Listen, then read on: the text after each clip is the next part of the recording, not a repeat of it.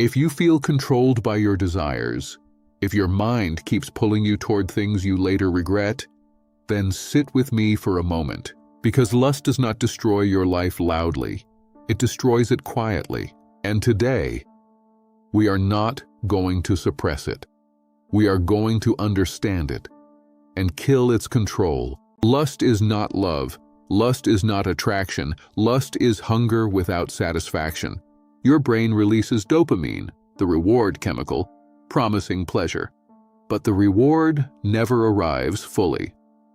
So the mind asks again and again and again.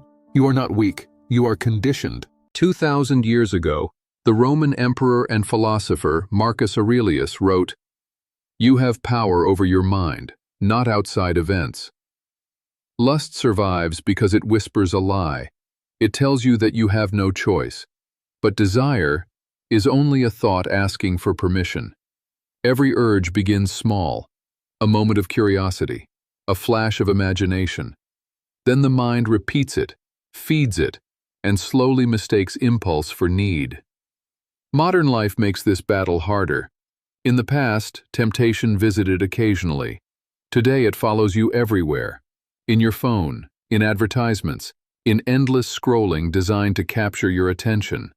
Your brain is being trained to expect pleasure instantly.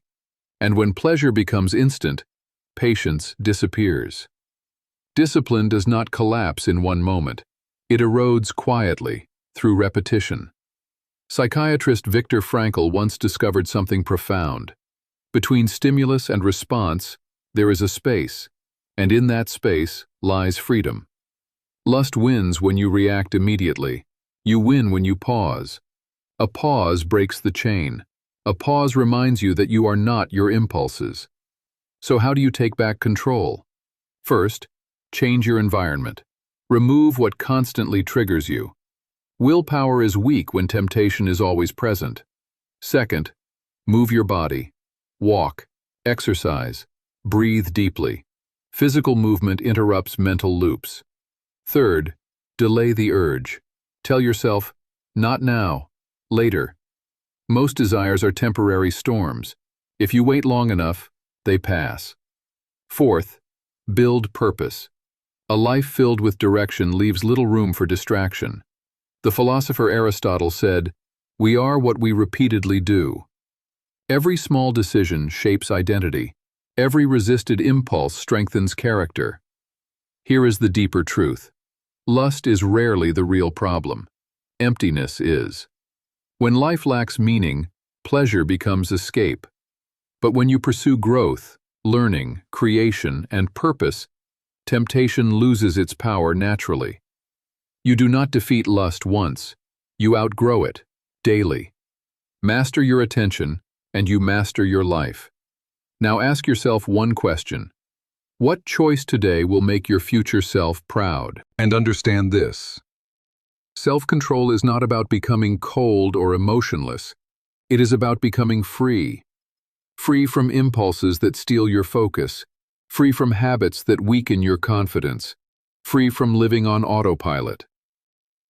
Many people believe discipline feels like restriction, but the truth is the opposite. Discipline removes chaos.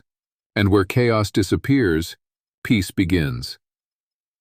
Think carefully about your strongest urges. They arrive suddenly, they feel powerful, they demand immediate action. But if you observe closely, you will notice something surprising. Every urge has a lifespan. It rises, it peaks, and then it fades, like a wave that cannot exist forever. Your task is not to fight the wave violently. Your task is simply to let it pass. The moment you stop feeding it with attention, it begins to lose strength.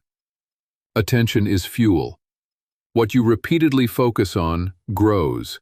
What you ignore slowly dies. This is why mastering attention is more powerful than forcing discipline. When your mind learns where to look, your behavior follows naturally. Ask yourself, what am I training my brain to crave every day? Instant pleasure or long-term fulfillment? Because whatever you repeat today becomes your character tomorrow.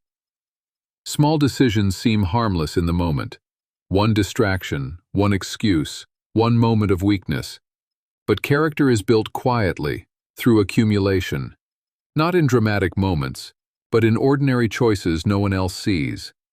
The strongest people are not those who never feel temptation. They are the ones who understand it and choose differently anyway. Remember this: you are not fighting against desire. You are training your mind. And training takes patience. Some days will feel easy, others will feel heavy. That is normal.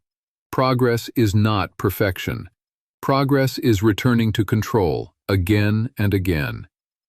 Each time you pause instead of reacting, you rewrite your habits. Each time you choose growth over impulse, you become stronger than yesterday. One day, you will notice something quietly remarkable. The urges that once controlled you no longer have the same voice. Not because they disappeared, but because you changed. And when that happens, you will realize something important. Freedom was never far away. It was waiting for your decision. So tonight, or tomorrow morning, when the next urge appears, do not panic. Do not hate yourself.